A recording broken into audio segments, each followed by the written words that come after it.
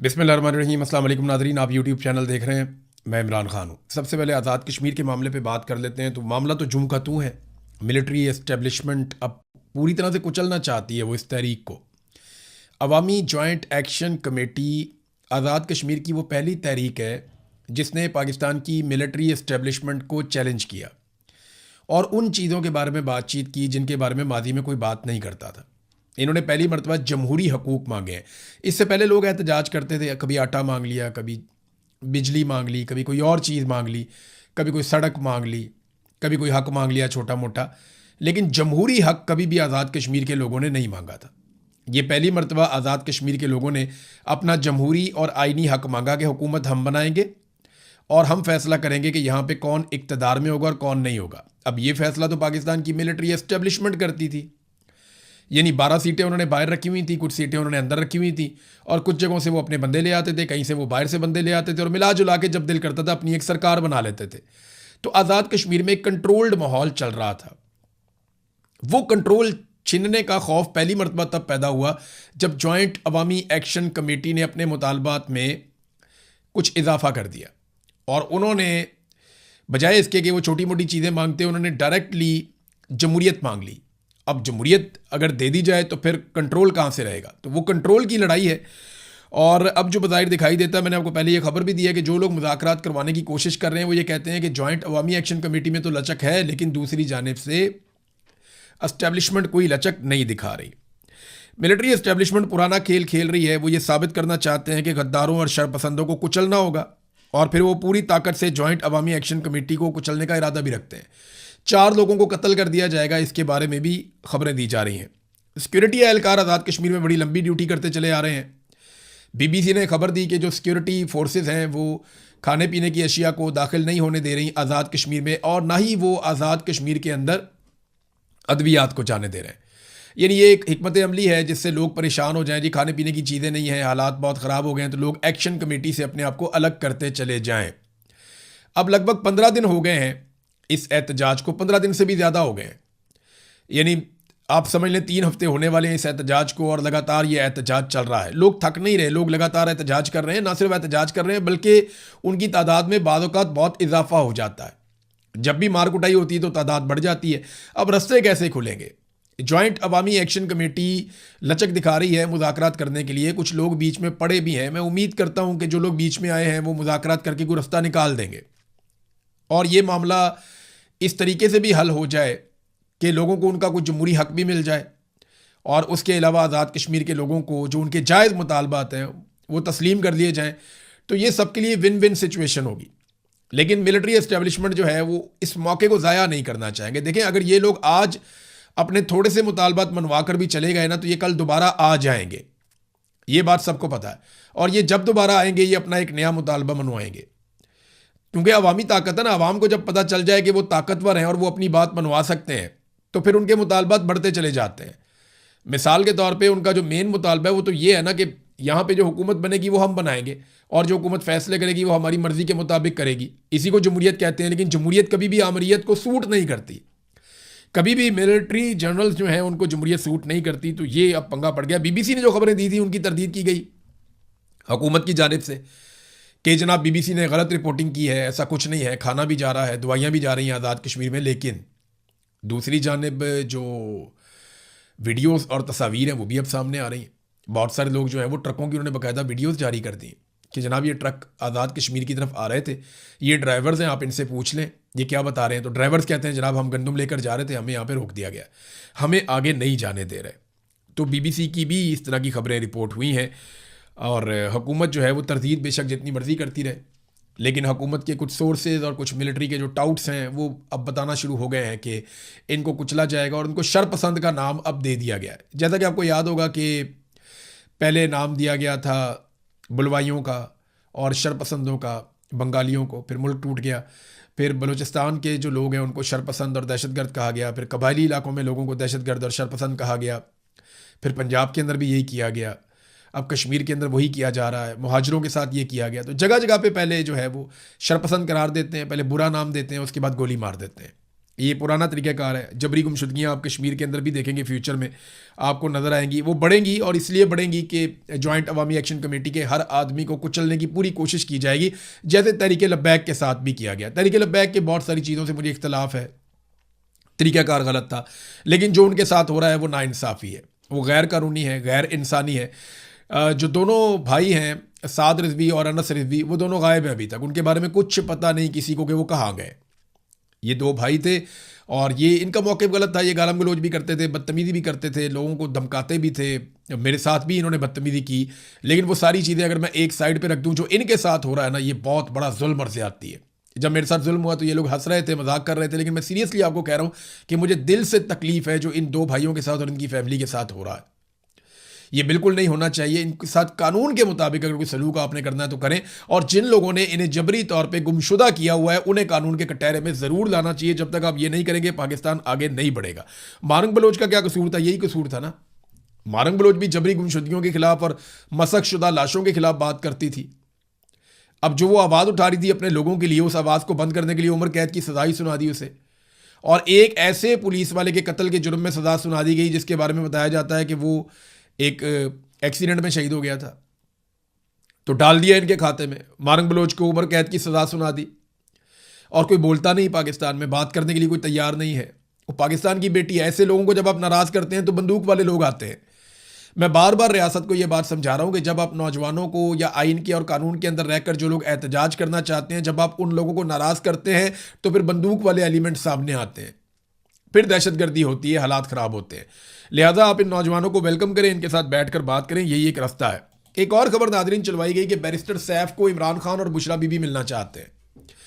तो बैरिस्टर सैफ जो है उनके जर्नैलों के साथ अच्छे ताल्लुकात हैं, और बैरिस्टर सैफ के मिलिट्री एस्टेब्लिशमेंट के साथ ताल्लुकात पाकिस्तान में बहुत सारे लोग क्लेम करते हैं कि कोई ढके छुपे नहीं है।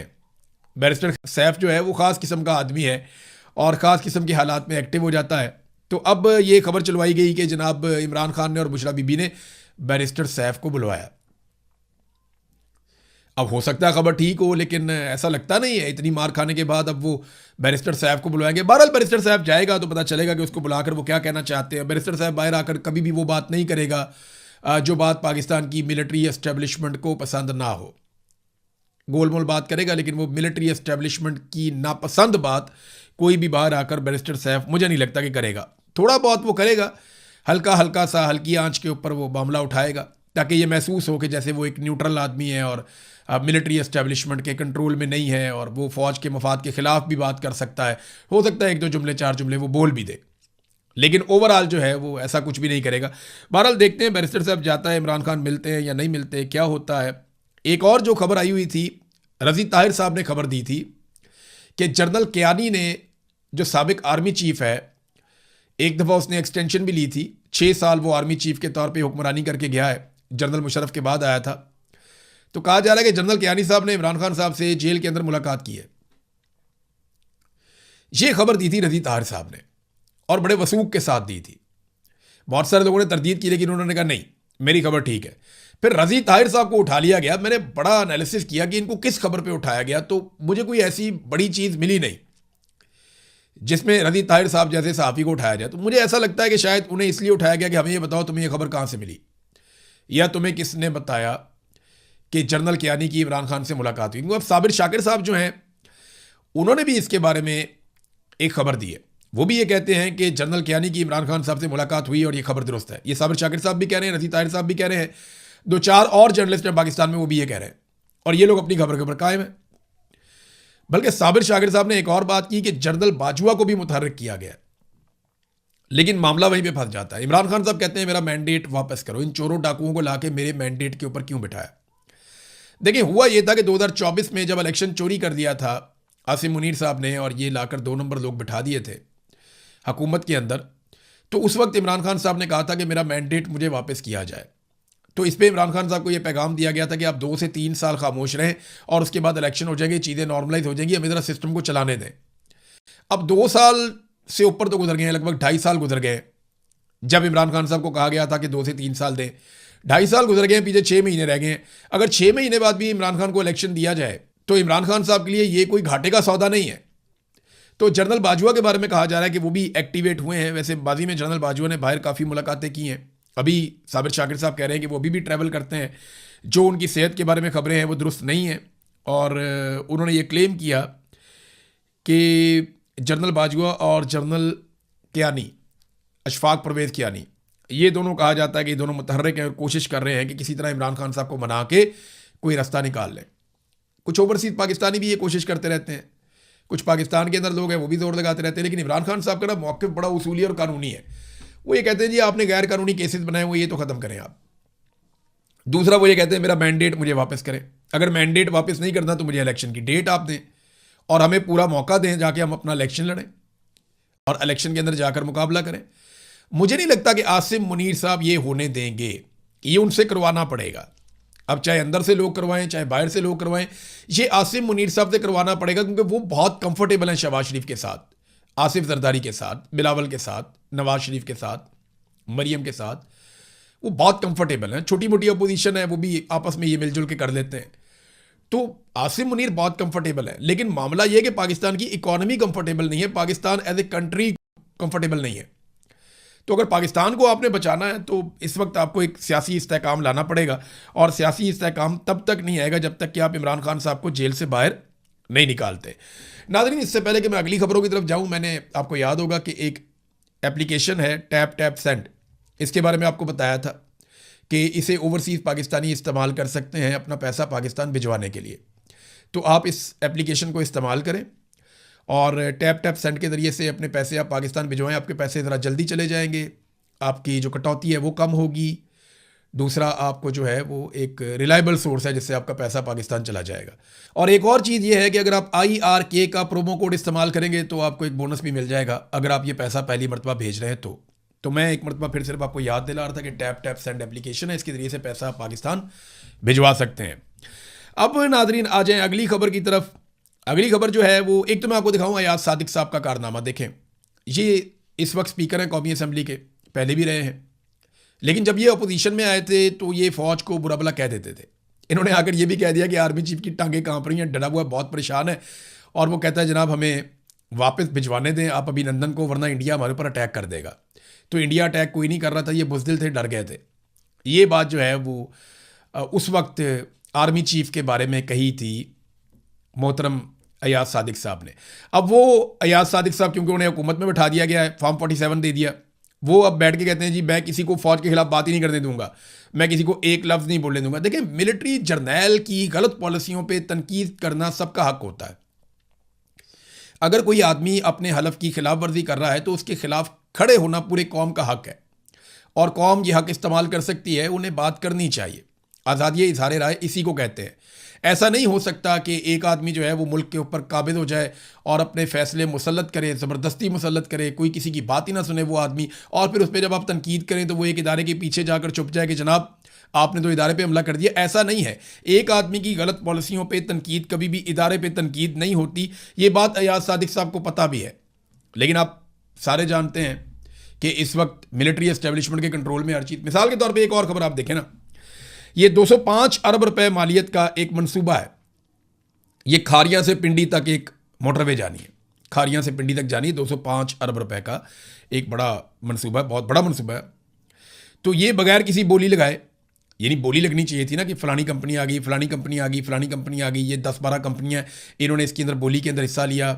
जो बेहतर काम करेगा, जो ज़्यादा कम पैसों में काम करेगा, ज़्यादा अच्छी क्वालिटी का काम करेगा, उसको हम ये काम दे देंगे। नहीं, मौजूदा सरकार ने बगैर बोली लगाए फ़ौज का एक इदारा है जो फ़ौज के अंडर काम करता है, FWO यानी फ्रंटियर वर्क्स ऑर्गेनाइजेशन, उसको ये ठेका दे दिया डॉन अखबार के मुताबिक। यानी फैसला किया गया कोई बोली नहीं होगी, कोई कंपनी बीच में नहीं आएगी, कोई मुकाबला नहीं करेगा, बस FWO को हमने ये ठेका दे देना है। उठा के ठेका FWO को दे दिया। टैक्स इन्हें माफ़ हो जाते हैं, सहूलियात इन्हें हर तरह की मिल जाती हैं, ठेके इन्हें आराम से मिल जाते हैं, हर चीज़ इनकी फेवर में होती है, सिक्योरिटी ये अपनी खुद ही कर लेते हैं, कोई इनको बिल भेज नहीं सकता इनकी मर्ज़ी के ख़िलाफ़। तो कौन कारोबारी आदमी इनका मुकाबला करेगा? जो फ़ौज के ज़ेली इदारे हैं उनका कोई कर ही नहीं सकता, किसी का ये इख्तियार ही नहीं है, कोई नहीं कर सकता। तो पाकिस्तान के अंदर मुकाबले की फ़िज़ा ही ख़त्म कर दी गई है। यहाँ मुकाबला होना चाहिए था ना, अखबार में इश्तिहार आता, सारे लोग आते, बैठते, मुख्तलिफ कंपनियाँ इसके अंदर अपनी बोलियाँ देती, पाकिस्तान के अंदर से, पाकिस्तान से बाहर से, फिर देखते कि कौन ये काम बेहतर कर सकता है, और फिर उसके नतीजे में एक शफाफ तरीके से ये टेंडर दिया जाता या ठेका दिया जाता। लेकिन ये खारियाँ पिंडी मोटरवे का जो ठेका है M13 का, ये बगैर बोली के FWO को देने का फ़ैसला किया गया, डॉन अखबार की खबर के मुताबिक। नादरीन, एक और ख़बर मेरे पास आई है, बल्कि पूरी दुनिया के अंदर ये खबर छपी है, और ये ज़रा खौफनाक चीज़ है। इसमें यह है कि ज़मीन पे 4 जगहों पे बहुत बड़े ज़लज़ले आए हैं एक ही दिन में। यानी नॉर्मली ऐसा नहीं होता, 1 या 2 ज़लज़ले आपके रिपोर्ट होते हैं जो बड़े ज़लज़ले, कभी ऐसा हो जाए, लेकिन यहाँ पे 4 ज़लज़ले एक ही दिन में आए हैं ज़मीन पर, और ये चारों बड़े ज़लज़ले थे। बहुत बड़ा नुकसान भी हुआ है। और ये ज़लज़ले जो है ना, अमेरिका जो कॉन्टिनेंट है वहाँ पे और जापान तक, ये वो रीजन है जहाँ पे ये ज़लज़ले आए हैं। इनमें 5.6 शिद्दत का ज़लज़ला जो है वो कैलिफोर्निया की एक वैली में आया। फिर उसके बाद शुमाली वेनेज़ुएला में लगातार 2 बहुत बड़े बड़े ज़लज़ले आए, जिनमें एक ज़लज़ला जो है वो 7.2 शिद्दत का था, और उसके सिर्फ 39 सेकंड के बाद उससे भी ज़्यादा शिद्दत यानी 7.5 शिद्दत का दूसरा ज़लज़ला भी वहाँ पे आ गया। और ये 2 ज़लज़ले बड़े खौफनाक वहाँ पे आए। और इसके बाद जापान का एक शहर है, उसके नज़दीक एक और ज़लज़ला आया 6.9 शिद्दत का समंदर के अंदर। तो इतने मुख्तसर वक्त में दुनिया भर में इस कदर शदीद ज़लज़लों का आना एक इंतहाई नायाब और ये गैर मामूली बात है, ये आम बात नहीं है। वेनेज़ुएला में जो 2 शदीद तरीन ज़लज़ले आए हैं, उनके बाद डोनाल्ड ट्रंप ने कहा कि अमेरिका अपनी इमदाद के लिए अपनी टीमें रवाना करेगा, और हमारे लोग तैयार हैं और हमारी टीमें भी तैयार हैं। वो वेनेज़ुएला में जाएंगी और लोगों की मदद करेंगी। इब्तदाई जो अंदाज़े हैं, जो अमरीकी जियोलॉजिकल सर्वे है उसके अलग अलग अंदाजे हैं, उनके मुताबिक ज़लज़लों के नतीजे में जो लोग हलाक हो सकते हैं उनकी तादाद 10,000 से लेकर 1 लाख के दरमियान पहुंचने का खदशा है। यानी अभी इतनी तबाही है कि अभी कुछ समझ नहीं आ रही कि कितने लोग इसमें मारे गए हैं ज़लज़लों में। लेकिन वेनेज़ुएला में एक बहुत बड़ी तबाही हुई है। अब ये ज़लज़ले जो हैं वो कुदरती तौर पे आए हैं या किसी साइंसी अमल का नतीजा है, इसके बारे में हम कुछ कह नहीं सकते। लेकिन ये 4 बड़े ज़लज़ले एक साथ, जिनमें से 3 एक ही रीजन में आए हैं, एक ही बर आज़म पे आए हैं, और एक ज़लज़ला उसके थोड़ा दूर जो है वो जापान में आया है। तो ये बड़ी खौफनाक सूरत हाल है। वेनेज़ुएला में अमेरिका बड़े अरसे से दाखिल होना चाहता है। अमेरिका ने उनका सदर भी उठा लिया था, और अब अगर वेनेज़ुएला में इतने बड़े पैमाने पर ज़लज़ले आए हैं तो बहुत बड़ी इमदादी कार्रवाइयाँ अमेरिका करेगा। तो सूरत हाल जो है वो अमेरिका की फेवर में ही जाएगी इस ज़लज़ले के बाद भी। लेकिन इंसानों का नुकसान बहुत बड़ा हुआ, 10,000 से 1 लाख के दरमियान जाँ बहक होने वालों की तादाद हो सकती है। नाज़रीन, आबना हुर्मुज़ में एक दफ़ा फिर फटा पड़ गया, और जो फटा है उसकी वजह क्या है? उसकी वजह जो सादी सादी है वो ये है कि अमेरिका ने एक और रास्ते से कोशिश की कि जहाज़ों को गुजारा जाए। यानी ईरान ने तो एक रास्ता बताया हुआ है ना कि आबना हुर्मुज़ में इस तरफ से आपने ईरान के करीब से होकर गुजर जाना है।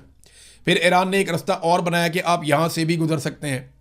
आमदोरफ्त तेज़ करने के लिए ईरान अपने तरीके से चल रहा है और वो जहाज़ों को हिफाजत के साथ वहाँ से निकाल रहा है। लेकिन अमेरिका ने क्या किया कि बिल्कुल ओमान के करीब से जो जनूबी एरिया है आबना हुर्मुज़ का, वहाँ से उन्होंने एक रास्ता खुद बनाया और जहाज़ों को कहा कि तुम यहाँ से निकलो, ईरान से बात किए बगैर।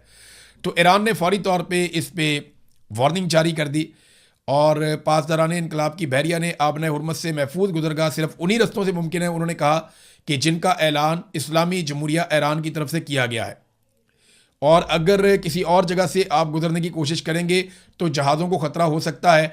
ईरान ने वार्निंग जारी की। उसके बाद जो 3 जहाज़ वहाँ से टैंकर्स गुजर रहे थे तेल लेकर, वो वापस चले गए। अब ये नाज़रीन सूरत हाल है आबना हुर्मुज़ में। तो अमेरिका और ईरान के बीच में बार बार पंगे हो जाते हैं छोटे मोटे, और ये अमेरिका ने एक एडवेंचर करने की कोशिश की है कि ईरान की पहुँच से बाहर अगर हम जहाज़ों को निकाल सकें।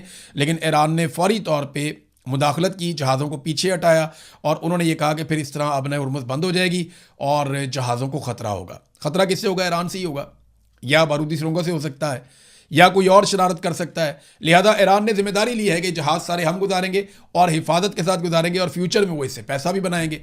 अमेरिकन को अगर पैसे में हिस्सा चाहिए तो वो ईरानियों से बातचीत कर सकते हैं। अब तक के लिए इतना ही। अपना ख्याल रखिएगा, अपने इस चैनल का भी। अल्लाह हाफ़िज़।